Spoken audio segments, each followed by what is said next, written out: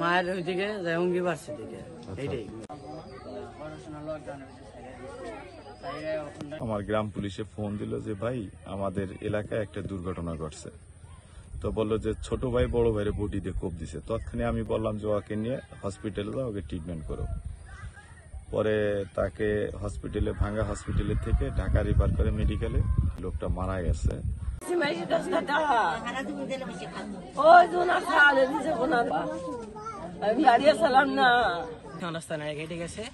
Hospital নিয়ে গেছিল, সেখান থেকে বড় ভাই মারা গেছে, মারা গেছে।